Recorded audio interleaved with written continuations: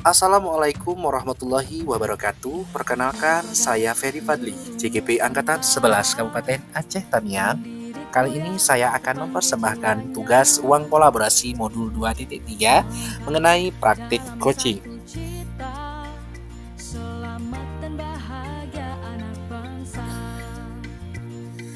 Inilah rekan saya, Ibu Usniati SPD. Dalam hal ini, kami ditugaskan untuk mempraktikkan coaching dan saya sebagai coach, sedangkan Ibu Usniati sebagai coach. Sebelum kita mendengarkan praktik coaching, marilah kita simak beberapa konsep mengenai coaching untuk supervisi akademik.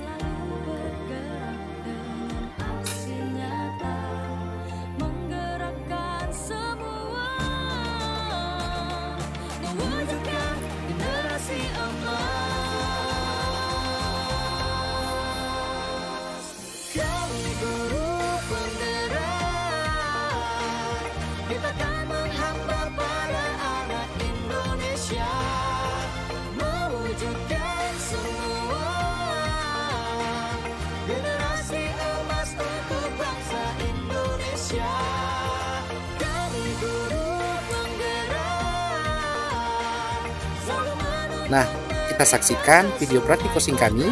Selamat menyaksikan. Assalamualaikum, Pak Waalaikumsalam. Ferry. Waalaikumsalam Bu Husni. Apa kabar Bu Husni? Alhamdulillah baik. Sehat kan Bu ya? Gimana kabarnya? Alhamdulillah sehat, Pak Ferry. Sehat Bu. Sehat, sama-sama sehat juga ini Bu. Apa hal nih Bu? Agak ini Pak, ada yang mau diomongin sedikit ini, ada yang mau curhat sama Bapak. Kira-kira mana tahu ada yang bisa Bapak bantu. Ya apa tuh kira-kira Bu? Sepertinya kayaknya penting kali ini ya. Iya, soalnya berapa hari ini kan Pak agak agak ini sih kepikiran ini kan, karena ada satu anak gini kan Pak. Anak saya ini setiap harinya itu beberapa belakangan ini saya perhatikan, entah mungkin sebelumnya saya kurang perhatian ya Pak. Jadi saya lihat satu anak ini kok ke sekolah itu duduk aja dia sendiri gitu kan. Jadi saya kepikiran gitu kenapa ya gitu. Jadi ini mau cerita curhat sama Bapak. Jadi dengan kondisi anak seperti itu bagaimana perasaan Ibu? Nah, maksudnya kan saya agak bingung aja kan, maksudnya yang lain sedang bermain, yang ini kok duduk sendiri. Jadi eh, entah ada apa gitu kan. Jadi saya pikir mungkin ini perlu penanganan gitu kan. Kasihan dia ke sekolah tapi tidak tidak belajar gitu seperti teman-temannya yang lain. Oh begitu ya. Kalau boleh tahu, Ibu Husni tahu nggak apa penyebab anak-anak Ibu seperti itu? Apa penyebabnya? Dari yang saya Kalau dari yang saya lihat sih Pak, anaknya memang pendiam. Jadi saya berpikir eh, mungkin dia memang seperti memang belum ada teman gitu. Entah dia memang menutup diri, jadi dia nggak mau berteman dengan teman-temannya. Itu yang terjadi seperti itu ada berapa anak Bu? Apakah semua atau memang ada beberapa orang saja? Satu anak Pak. Satu anak. Ya. Sudah Ibu ketahui dari latar belakang keluarganya bagaimana? Nah, jadi kan saya tanyakan sama orang tuanya, memang kata orang tuanya memang anaknya model memang pendiam. Jadi anaknya pun memang 2 hari ini saya coba dekat-dekatin, saya tanya, saya ajak main. Ternyata dia memang eh, model anak yang sangat pendiam memang. Waktu kita tanya pun untuk bersuara pun agak sulit gitu kan Pak. Jadi memang nggak punya teman. Jawaban dia seperti itu Pak.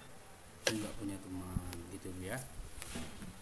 Jadi apakah anak ini hanya sama ibu saja, bagaimana dengan guru yang lain gitu kalau ibu lihat, kemudian bagaimana dia dengan temannya itu bagaimana? Ya kebetulan kan saya memang guru kelas, Pak. Jadi memang saya yang dari datang sampai pulang itu memang saya gurunya gitu. Memang sama saya dia belajar. Kalau keseharian dengan temannya bu? Iya, itulah kesehariannya itu dia, Pak. Misalnya dia lebih sering sendiri gitu. Lebih sering sendiri. Jarang ada bercerita sama teman, bermain sama teman jarang. Jadi begitu ya. Oh, jadi maunya ibu ini bagaimana gitu kan? Apa yang memang yang mau ibu Usni lakukan ke depan untuk anak ini? Ibu Usni maunya yang bagaimana? Saya kan ya saya berharap dia seperti anak-anak yang lainnya bisa bermain, belajar bersama-sama dengan teman-temannya, tertawa seperti itu, Pak. Saya pengennya anak ini juga sama seperti teman-temannya yang lain. Kemudian begini Bu Usni. Bu Usni udah koordinasi nggak begitu?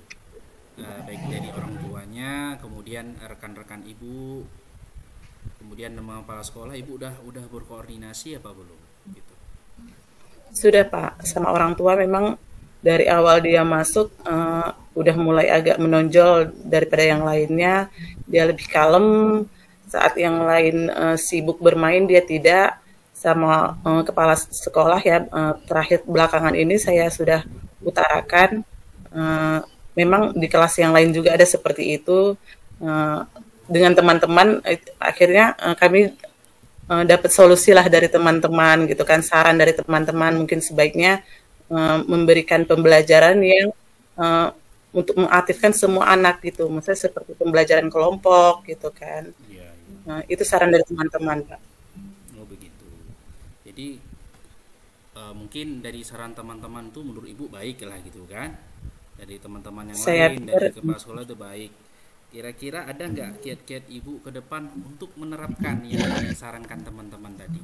Atau mungkin ada ya, memang cara ibu sendiri gitu? mungkin saran dari teman-teman bisa jadi masukan. Salah satu kalau dari saya juga, saya mungkin bisa setiap datang itu mungkin lebih untuk mendekati anak tadi. Misalnya anak tadi biar terbuka dengan kita. Mungkin dia belum bisa berani berteman dengan temannya. Saya ingin mendekati, misalnya dari gurunya dulu gitu kan. Jadi kita ini jadi temannya. Mungkin saya udah 2 hari ini saya yang melakukan itu, Pak. Oh gitu. Untuk berteman, menjadi teman anak tersebut.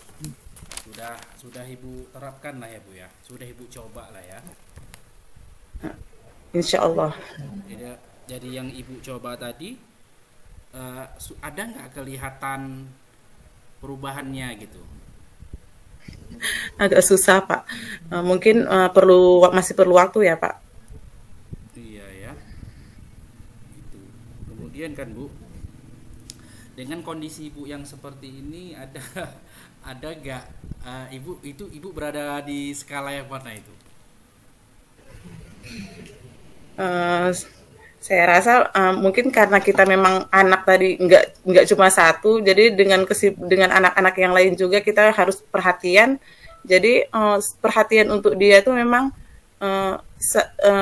maksudnya di kesibukan yang lain kita tugas yang lain ya saya sempatkan, tapi memang serasa masih belum maksimal. Tapi ya saya ngerasa saya sudah cukup perhatian ekstra ke dia daripada teman-temannya yang lain.